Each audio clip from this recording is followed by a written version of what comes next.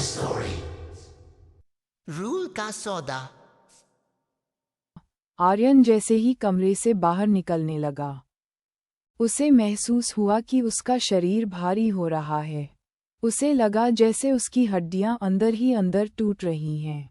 वह भागकर फिर से आईने के सामने गया। इस बार आईने में जो दिखा, उसने आर्यन की चीख निकाल दी।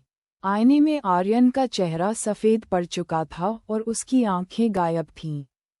वहाँ सिर्फ 2 काले गड्ढे थे, लेकिन सबसे डरावनी बात ये थी कि आईने वाला आर्यन अपनी जगह से हिल रहा था, जबकि असली आर्यन बाहर बुत बना खड़ा था। असली डरावना सच, आईने के अंदर से डाकिये की सड़ी गली आवाज़ गूंजी। 20 साल से मैं इस आईने के पीछे घुट रहा था। मुझे शांति नहीं, एक जिंदा जिस्म चाहिए था। उस बुढ़िया को खत पहुंचाकर तुमने उस अंतिम इच्छा को पूरा कर दिया जो मुझे इस कैद से बाहर निकाल सकती थी। आर्यन ने चिल्लाने की कोशिश की, लेकिन उसके गले से आवाज नहीं निकली। उसने देखा कि आईने के अंदर वाला अक्स धीरे धीरे शीशे से बाहर निकल रहा है।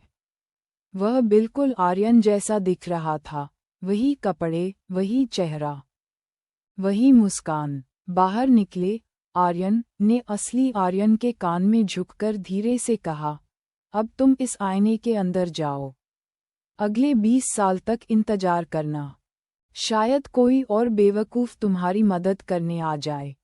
जैसे ही उस साए ने आर्यन को छुआ, आर्यन आईने के ठंडे कांच के अंदर खींचता चला गया। अंतिम दृश्य चौकीदार ने देखा कि आर्यन, जो अब डाकिया था, मुस्कुराते हुए अपना बैग लेकर बाहर जा रहा है। साहब, जा रहे हैं? चौकीदार ने पूछा।